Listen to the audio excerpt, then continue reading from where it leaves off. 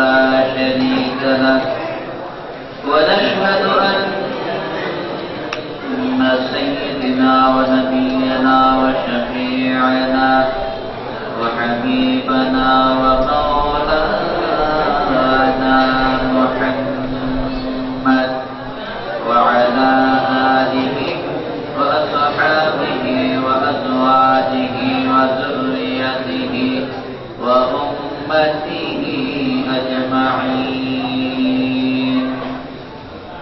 فقد قال الله تعالى في كلامه المجيد والفرقان الحميد: أعوذ بالله من الشيطان الرجيم. بسم الله الرحمن الرحيم. وما أرسلناك إلا رحمة للعالمين.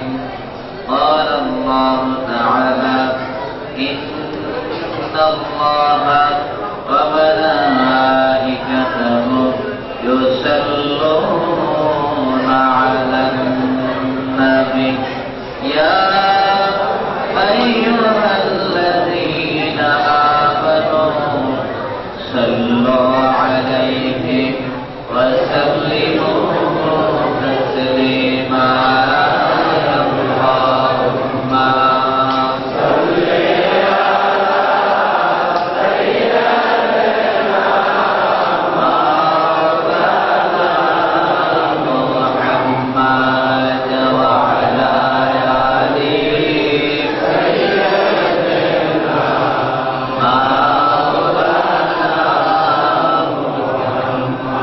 اللهم صل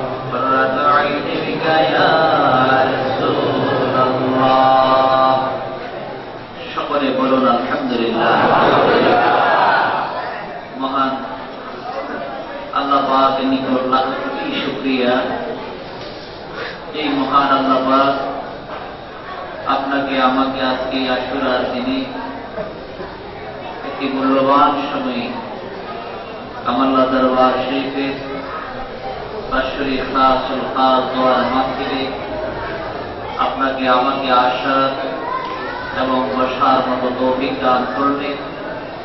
আমরা আল্লাহ পাকের নিকট শুকরিয়া আদায় করার একবার বলি আলহামদুলিল্লাহ। আজকের রাত্র, আজকের দিন অত্যন্ত বরকতপূর্ণ রাত্র। এমন একটি সময়ে আমরা বসতে পারলাম। আল্লাহ পাক যদি আপনাকে আমাকে তৌফিক না দিতেন, সুযোগ না দিতেন, তাহলে আপনাকে আমাকে আসা এবং বসা সম্ভব হতো না। তাই আল্লাহ পাকের নিকট শুকরিয়া আদায় করার একবার বলি আলহামদুলিল্লাহ। আজকের দিনটির মর্যাদা আল্লাহ পাকের নিকট সবচেয়ে বেশি। রাসূল আকরাম সাল্লাল্লাহু আলাইহি সাল্লাম যখন মক্কার জমিন থেকে মদিনায় গেলেন, গিয়ে দেখেন মদিনার লোকজন এই মুহররমের 10 তারিখটা রোজা রাখে। মদিনার ইহুদিরা এই মুহররমের 10 তারিখ রোজা রাখে। নবীজি তাদেরকে ডাকলেন, বললেন তোমরা এই দিনে রোজা রাখার পিছনে কারণটা কি? আজকের এই দিনে তোমরা কেন রোজা রাখো? তখন মদিনার ইহুদিরা বললেন, আজকের এই দিনে রোজা রাখার পিছনে একটি কারণ আছে। কারণটা হলো আল্লাহ পাক আজকের এই দিনে মূসা কালিমুল্লাহকে ফেরাউনের হাত থেকে পানির ভিতরে রাস্তা করে আল্লাহ পাক মূসা কালিমুল্লাহকে পাঠিয়েছিলেন। আমরা আল্লাহ পাকের নিকট শুকরিয়া আদায় করে আজকের এই দিন আমরা রোজা রাখি। আল্লাহ রাসূল সাল্লাল্লাহু আলাইহি সাল্লাম বললেন, তোমাদের চাইতে আমাদের হক বেশি। নবীজি কি বললেন? তোমাদের চাইতে আমাদের কি হক বেশি। তোমরা রোজা রাখো একদিন, আল্লাহ যদি আমাদেরকে বাঁচিয়ে রাখেন আগামী বছর আমরা রোজা রাখবো 2 দিন। আজ ওরা সুবহানাল্লাহ 9 ও 10 এই 2 দিন আমরা রোজা রাখবো। নবীজি ফরমান, নফল রোজার মধ্যে শ্রেষ্ঠ রোজা আশুরা রোজা। আজ ওরা সুবহানাল্লাহ। নবীজি ফরমান, তোমরা ইহুদিদের বিপরীত আমল করো। তারা যেহেতু একদিন রোজা রাখো, তোমরা রোজা রাখো 2 দিন। তাহলে আমাদের রোজা রাখা কয় দিন? 2 দিন। এই আশুরার দিনে অসংখ্য বরকত রয়েছে। আশুরার মর্যাদা আল্লাহ পাকের নিকট সবচেয়ে বেশি। এর আল্লাহ পাক বলেছেন, পৃথিবীর জমিনে আমি আশরাফুল মাখলুকাত মানুষকে সৃষ্টির সেরা দান, শ্রেষ্ঠত্ব দান করলাম। এই সৃষ্টির সেরা যারা, তাদেরকে আল্লাহ পাক এই দুনিয়ার জমিনে পরীক্ষা করবে। আর এই পরীক্ষার মধ্যে যারা ধৈর্যের সাথে কামিয়াব হবে, আল্লাহ পাক তাদেরকে জান্নাতের সুসংবাদ দিয়েছেন। যেমন সুবহানাল্লাহ। আল্লাহ পাক বলেছেন, ওয়ালা নাবলুওয়ান্নাকুম বিশাইইন মিনাল খাউফি ওয়াল জু'i ওয়া নাকসিন মিনাল আমওয়ালি ওয়াল আনফুসি ওয়াস সামারাত ওয়া বাশশিরিস সাবিরিন। এখানে আল্লাহ পাক বলেছেন, যারা ধৈর্যের সঙ্গে এই পরীক্ষাগুলোয় কামিয়াব হবে তাদের জন্য জান্নাতের সুসংবাদ। তাহলে আল্লাহ পাক এখানে তাকিদ দিয়ে বলেছেন, আল্লাহ পাক অবশ্যই পরীক্ষা করবেন।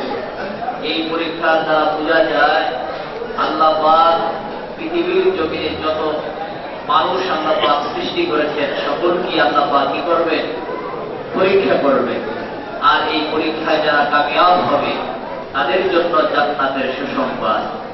এই হিসাব মতো দেখা যায় আল্লাহ পাক সকল নবীদেরকে পরীক্ষা করেছেন। যেটা সুবহানাল্লাহ। আর নবীদের পরীক্ষা আমাদের পরীক্ষা কিন্তু বেশ কম আছে কিনা? তারা এই ক্লাসে তাদের পরীক্ষা মানত ওই ক্লাসে। আল্লাহ পাক নবীদেরকে অত্যন্ত জটিল কঠিন পরীক্ষার মধ্যে তাদেরকে পেয়েছিলেন। আর এই পরীক্ষায় নবীরা কামিয়াব হয়েছেন। যেটা সুবহানাল্লাহ। এই কামিয়াব হওয়ার কারণে আর নবীরা যে পরীক্ষায় কামিয়াব হয়েছেন, এই কামিয়াবের মাসটি হল এই মুহররম মাস। আর যেটা সুবহানাল্লাহ। এই কামিয়াবের মাস হল এই মুহররম মাস। আইয়ুব আলাইহিস সালাম অসুস্থ ছিলেন। তিনি এমন মারিদ হয়ে গেলেন, এমন অসুস্থ হয়ে পড়লেন, ওনার আপনজন, ওনার ছেলে মেয়ে, বিবি পর্যন্ত ওনার কাছ থেকে দূরে চলে গেল। ওনার পুরা শরীরের মধ্যে পোকা ধরে গেল। আইয়ুব আলাইহিস সালাম দীর্ঘ 18 বছর অসুস্থ হয়ে রইলেন। 18 বছর পরে যেই দিন তিনি মুক্তি পেলেন, ওই দিনটা ছিল এই মুহররম মাসের 10 তারিখ। যেটা সুবহানাল্লাহ। আর যেটা সুবহানাল্লাহ। এই মুহররমের 10-এর মধ্যে অসংখ্য রহমত এবং বরকত রয়েছে। বিশেষ করে নবী আলাইহিস সালাম এই পানির নিচে, একটা মানুষ পানির নিচে কতক্ষণ থাকতে পারে?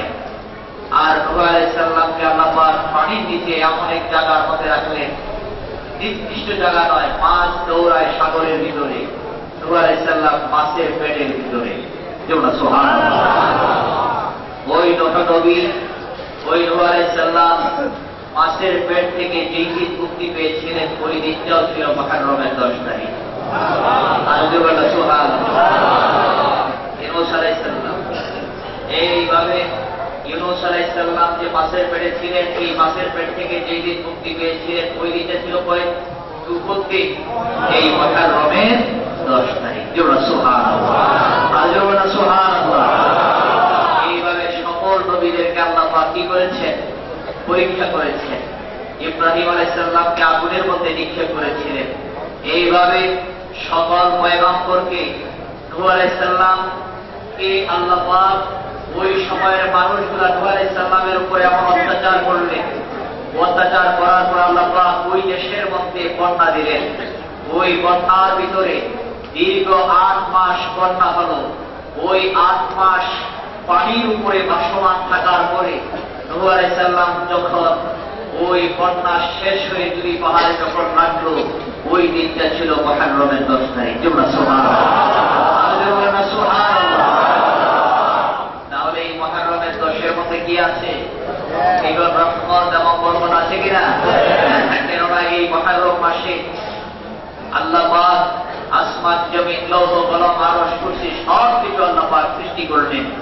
আবার এই মুহররম মাসে আল্লাহ পাক সব কিছু ধ্বংস করে দিলেন। আর জোরে সুবহানাল্লাহ। এই মুহররম মাসের বরকত আল্লাহ পাকের নিকট অনেক বেশি। এই জন্য আল্লাহ পাক বলেছেন সকলকেই পরীক্ষা করবেন। আমি কয়েকটি কথা বললাম, নবীদেরকে আল্লাহ পাক পরীক্ষা করেছেন। তাহলে বোঝা গেল আমাদেরও কি পরীক্ষা আছে না নাই? তাহলে এই পরীক্ষায় যারা ধৈর্যের সঙ্গে কামিয়াব হবে, ধৈর্যের সঙ্গে যারা পরীক্ষার মধ্যে এই পরীক্ষাগুলো আল্লাহ পাক কি তারা করবে? আল্লাহ পাক কোরআনের মধ্যে বলেছেন এই বিভিন্ন ভাবে পরীক্ষা করবেন। এই পরীক্ষায় যারা ধৈর্যের সঙ্গে কামিয়াব হবে আল্লাহ পাক তাদেরকে জান্নাতের সুসংবাদ দিয়ে দিবেন।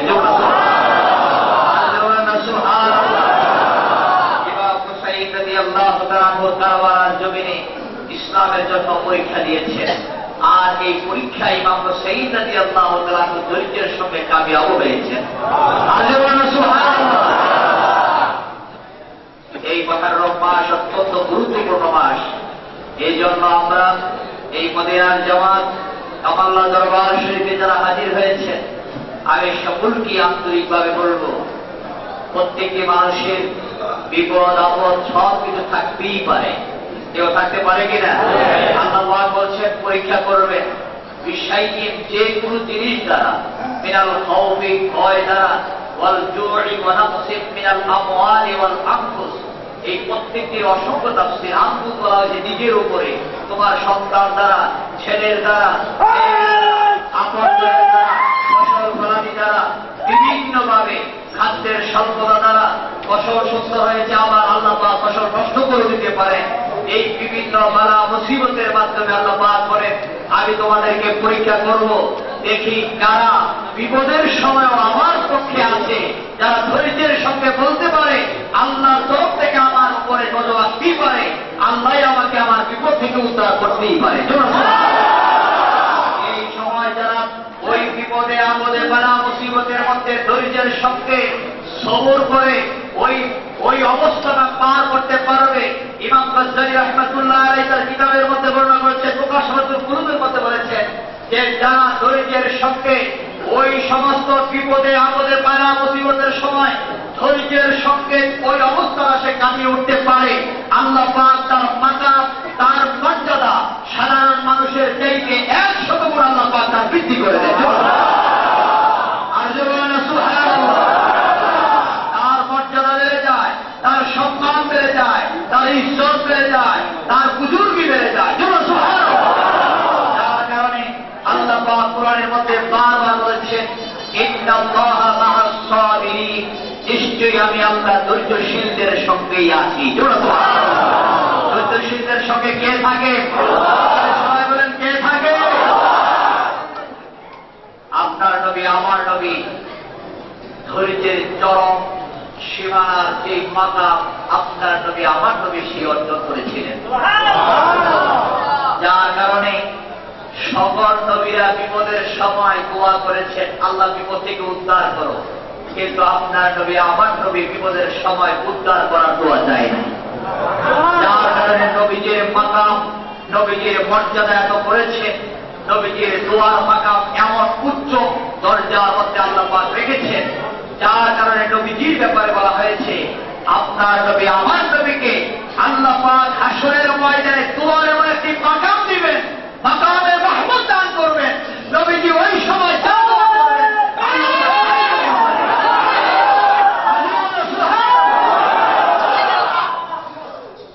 যেমন আমার আব্বাজান দোয়ার সময় বলেছিলেন, ইমাম হুসাইনের জন্য নবীজি দোয়া করতে পারতেন, কিন্তু নবীজি ইমাম হুসাইনের জন্য ওই দোয়াটা করেন নাই। আল্লাহ রাসূল সাল্লাল্লাহু আলাইহি সাল্লাম ইসলামের জন্য, নবীজির উম্মতের জন্য, নবীজির পুরা জীবনটাই ইসলামের জন্য তিনি ত্যাগ স্বীকার করলেন। এমন ত্যাগ স্বীকার করলেন যে এই নবীজির দোয়া আল্লাহ ফিরায় না, কিন্তু ওই নবীজি কাফের মুশরিক অমুসলমানের জন্য নবীজি কখনো বদদোয়া করলেন না। নবীজির অন্তর থেকে তাদের জন্য দোয়া করে, আল্লাহ তাদেরকে তুমি হেদায়েত করে দাও, এই মাকাম নবীজিকে আল্লাহ পাক যখন ধার করলেন, আল্লাহ পাক নবীর ব্যাপারে বললেন, নবী আপনি চিন্তিত হবেন না, আমি আল্লাহ আপনার সঙ্গে সব সময় আছি। যার কারণে আল্লাহ পাক বলেছেন, ইন্নাল্লাহা মা'আস সাবিরিন।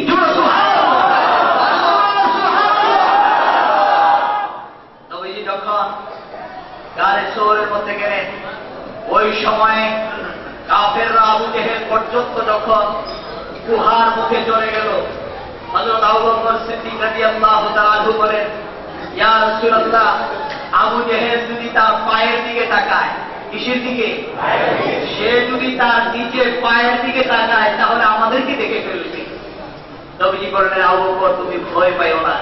তুমি কেন ভয় পাও? আল্লাহ পাক বলেছেন, লা তাহজান ইন্নাল্লাহা মা'ানা। ও নবী আপনি ভয় পাবেন না, আমি আল্লাহ আপনার সঙ্গে আছি। তুমি ভয় পাবেন না, আমরা দুইজন না, আমরা তিনজন, আমাদের সঙ্গে আল্লাহ আছে।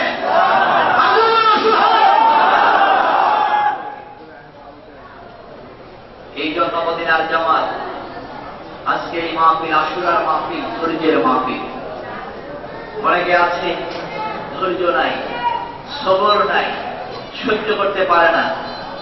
একটু সাধারণ বিপদ হইলেই কয় মাহফিলে যাওয়া যাবে না। কেউ আসে না? দেখো আমাদের এই মদিনার জামাতের মধ্যে দেখা যায়, অন্যান্য দরবারের মাহফিলের মধ্যে এগুলো নাই, কিন্তু আমাদের দরবারের মাহফিলের মধ্যে দেখা যায় ছোটখাটো উসিলা দিয়ে এই মাহফিল বন্ধ। কেউ ঠিক যাবে? আসে না, কাম আছে, অনেক ঝামেলা, মাহফিল মিস করে মাহফিলে আসে না।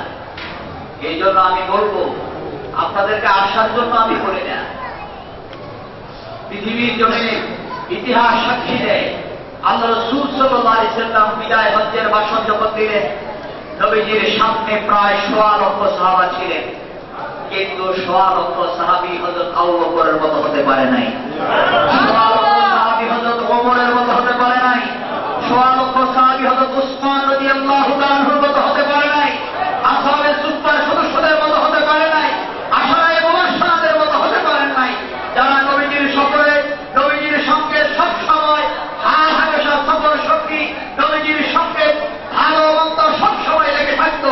তাদের মর্যাদা দুনিয়া তো বেড়েছে, কিয়ামত তো বেড়ে যাবে,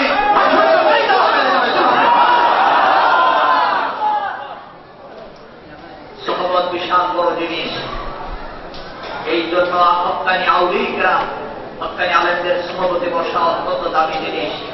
বাড়িতে বসে বসে আপনি জিকির আজকার করতেই পারেন, কিন্তু আজকে যে আলেমদের বদ্দেশে বসতেন, হক্কানি আল্লাহর ওলিদের বদ্দেশে বসতেন, এই ৩২টার দাম আল্লাহর কাছে সবচেয়ে বেশি। এই জন্য আমি কয়েকটি কথা বললাম। আপনারা শুনেছেন আজকের দিনে বহু উলামায়ে কেরাম আসবেন, তারা আলোচনা করবেন। মাগরিবের নামাজের পর মূল্যবান সময়, আমল করার সময়। আমি আজকে লম্বা আলোচনা আর করলাম না। সবসময় আমি আলোচনা করি বিভিন্ন জায়গায়, আপনারা আপনার সঙ্গে আমি থাকি যাই, আপনারা আমার আলোচনা শুনেন।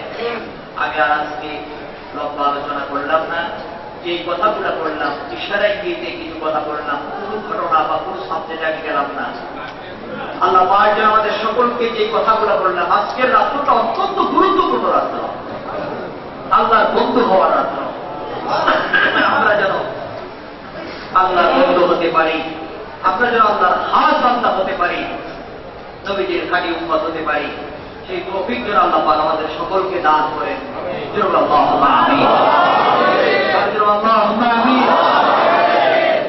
এখন আমরা মদিনা জামাত কামালা দরবার শরীফের নিয়ম জাহরিয়া শরীফ তেলাওয়াত করব।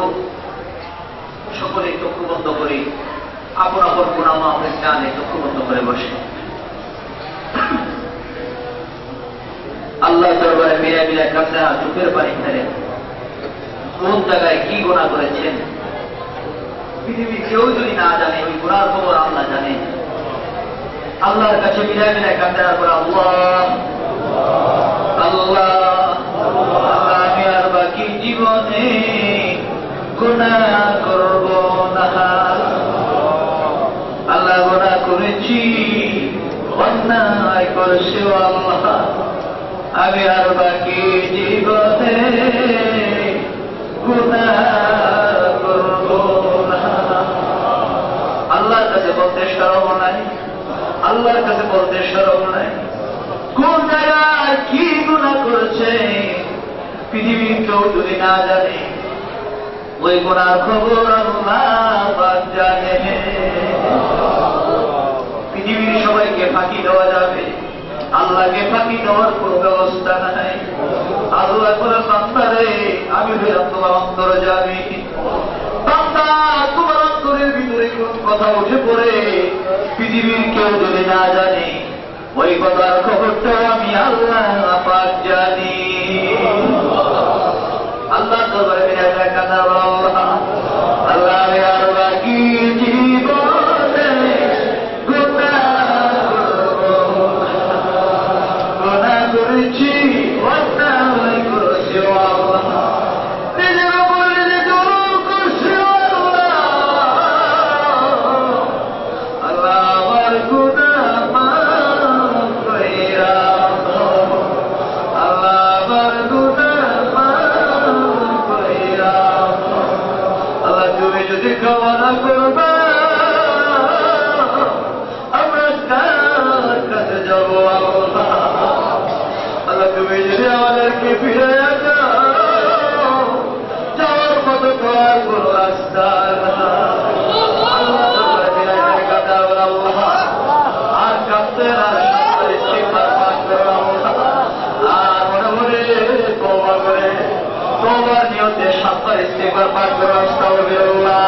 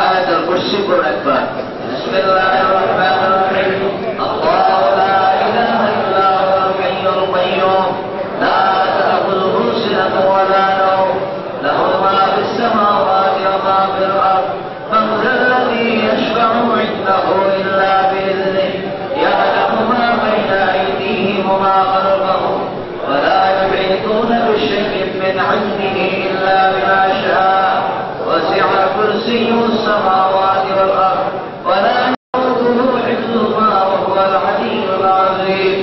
لا إكراه في الدين قد تبين الرشد من الغي، فمن يكفر بالطاغوت ويؤمن بالله فقد استمسك بالعروة الوثقى لا انفصام لها والله سميع عليم. والله ولي الذين آمنوا يخرجهم من الظلمات إلى النور والذين كفروا أولياءهم الطاغوت يخرجونهم من النور إلى الظلمات أولئك أصحاب النار هم فيها خالدون. سبحان الله بركة الجبال. سبحان الله سبحان الله سبحان الله سبحان الله سبحان الله سبحان الله سبحان الله سبحان الله سبحان الله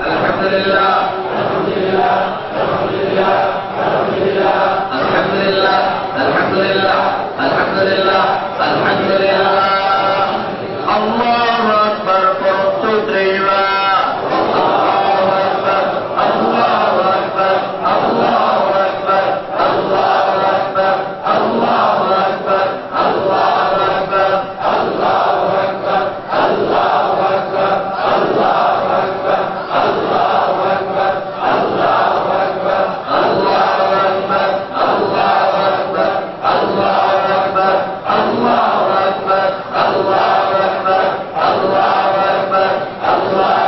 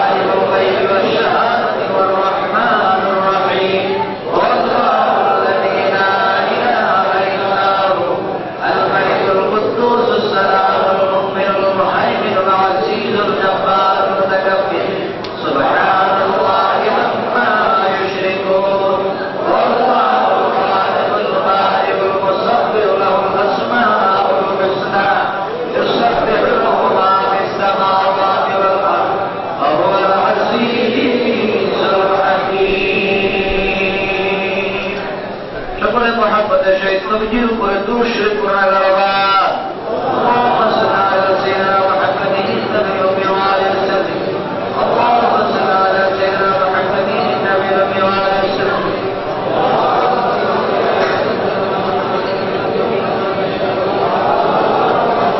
اللهم صل على سيدنا محمد النبي وعلى وسلم اللهم صل على سيدنا محمد النبي وعلى وسلم اللهم صل على سيدنا محمد النبي وعلى وسلم اللهم صل على سيدنا محمد النبي وعلى وسلم اللهم صل على سيدنا محمد النبي وعلى وسلم اللهم صل على سيدنا محمد النبي وعلى وسلم اللهم صل على سيدنا محمد النبي وعلى وسلم اللهم صل على سيدنا محمد النبي وعلى وسلم اللهم صل على سيدنا محمد وسلم إليك وعلى وسلم اللهم صل على سيدنا محمد معدن الجود والكرام وعلى وسلم اللهم صل على سيدنا محمد سلطان النصير وعليه وسلم اللهم صل على سيدنا محمد سراجا منيرا وعلى وسلم اللهم صل على سيدنا محمد سيف الله القاطعين وعليه وسلم أشهد أن لا إله إلا الله وأشهد أن محمدا عبده ورسوله لا إله إلا الله محمد رسول الله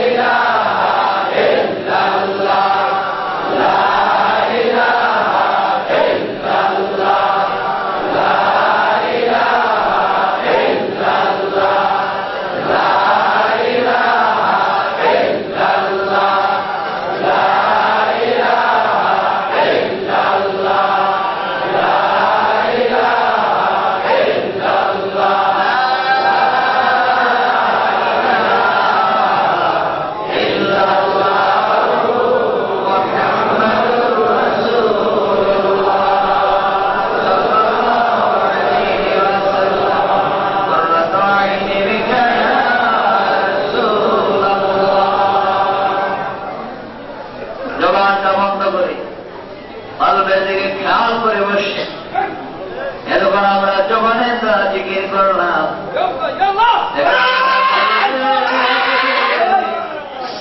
আল্লাহ নামের জিকির বোঝা যায় কিনা? তবে যে ফরমান যা করবে আল্লাহ জিকির নাই ওই লোকটা হলো মৃত, যার আল্লাহ জিকির আছে ওই লোকটা হলো জীবিত।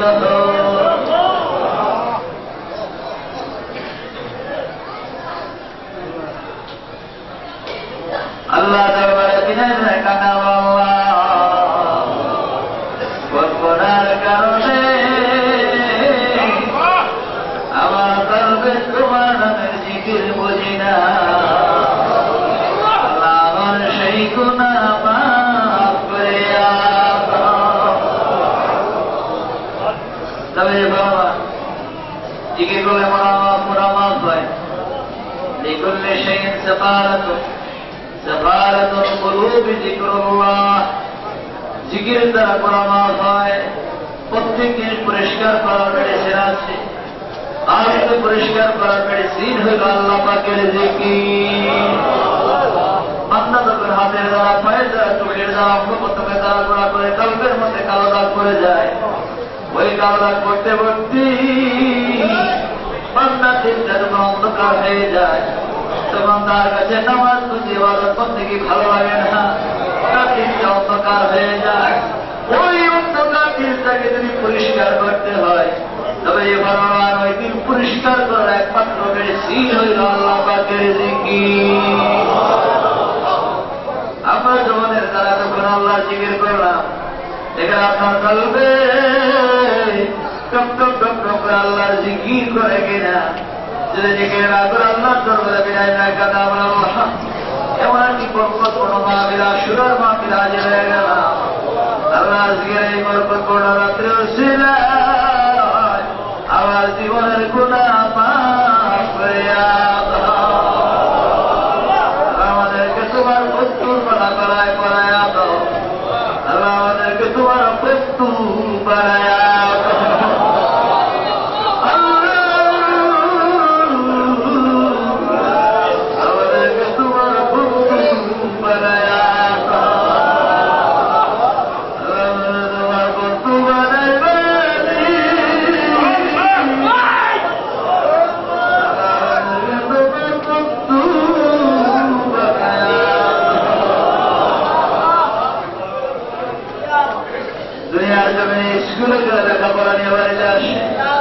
বাজারে গেলে খরচ নিয়ে বাড়িতে আসে, চাকরি করার পরে মাস শেষে বেতন হয়ে বাড়িতে আসে। আজ তোমার ঘরে আসে কোন উদ্দেশ্য নেই, আল্লাহ একমাত্র তোমার বন্ধু হওয়ার আশা। আল্লাহ আমাদেরকে তোমার বন্ধু বানায়, আমাদেরকে তোমার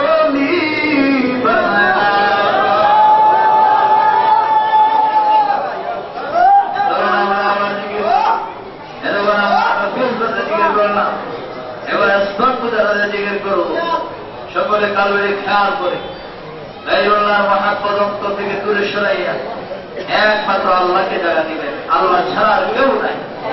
ইল্লাল্লাহ ইল্লাল্লাহ ইল্লাল্লাহ ইল্লাল্লাহ ইল্লাল্লাহ ইল্লাল্লাহ ইল্লাল্লাহ ইল্লাল্লাহ ইল্লাল্লাহ ইল্লাল্লাহ ইল্লাল্লাহ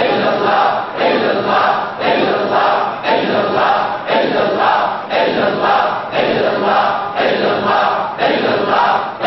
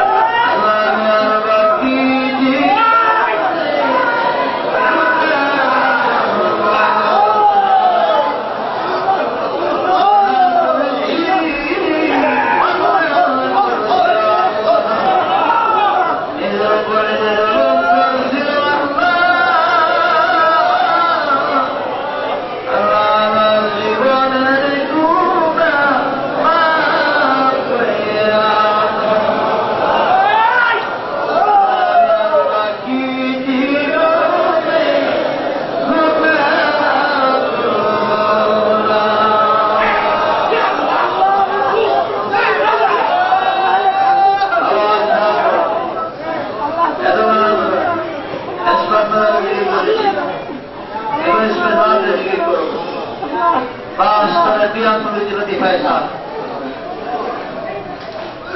ওই কালবে দিয়ে খেয়াল করে একমাত্র আল্লাহ আল্লাহ শব্দটা কালবের মধ্যে জন্ম দিয়েছে মুসাফিরের মধ্যে যেভাবে ওই সিলের লেখা কাগজের মধ্যে উঠে যায় আপনার জবানের আল্লাহ শব্দটা যদি আপনার কালবের মধ্যে নুরানি অক্ষরে উঠে যেতে পারে ওই বড় বড় মানুষ জাহান্নামের আগুনে জ্বলবে না। খুব খেয়াল করে বা স্তরে দেয়া করে যেন দিতে হাত কালবে খেয়াল করে খুব খেয়াল করে আল্লাহ শব্দটা কলবের মধ্যে জন্ম দিবে। আল্লাহ আল্লাহ আল্লাহ আল্লাহ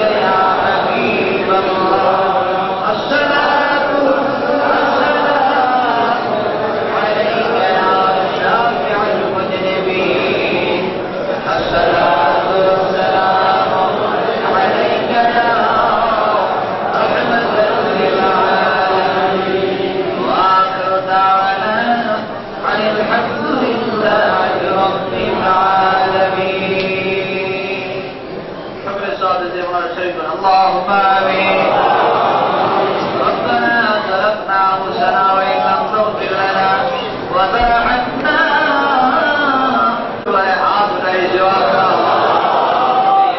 আমাদের সকলের জীবনের গুনাহ মাফ করে জীবনে যত গুনাহ করেছি যে গুনাহ তোমার আব্বা জানে না আম্মা জানে না ছেলে মেয়ে জানে না প্রতিবেশীরা জানে না আপন জানে না জীবনের সমস্ত গুনাহ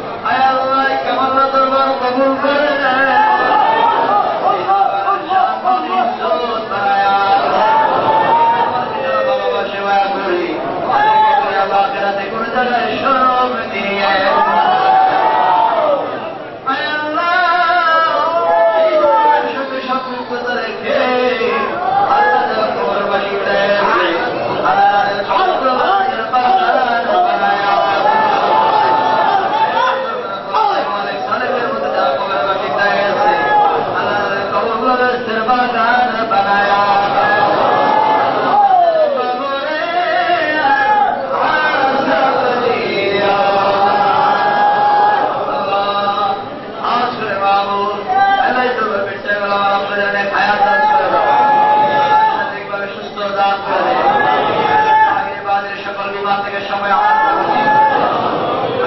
সঙ্গে যারা হাত উঠাইছে আল্লাহ সকলকে আপনি কবুল করে নেন, মোবাইল সারেক যার সকলকে আপনি কবুল করে নেন, দরবারকে আল্লাহ আপনি কবুল করে নেন, সাত পানি যোগ করে দেন, এইভাবে চলবে আপনি খুশি, আপনার হাবিব খুশি, আমাদের সকলকে তৌফিক দাও, সেই বলে চলার মতো আমাদের সকলকে তৌফিক দাও, সেই বলে চলার মতো আমাদের সকলকে তৌফিক দাও। আল্লাহ জানি না কোন দিন জানি মালাকুল মউত হাজির হইয়া কোন দিন জানি গায়ে যাওয়া কাপড় খুলিয়া মার্কেটের কাপড় পরাইয়া এদিনের মতো কবর দেশে নিয়ে যাওয়া কবরের বিছানায়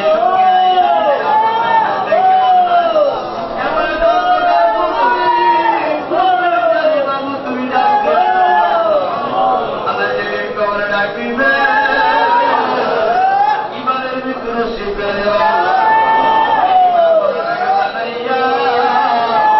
আমাদের কাউকে কবরের ডাক দিয়ে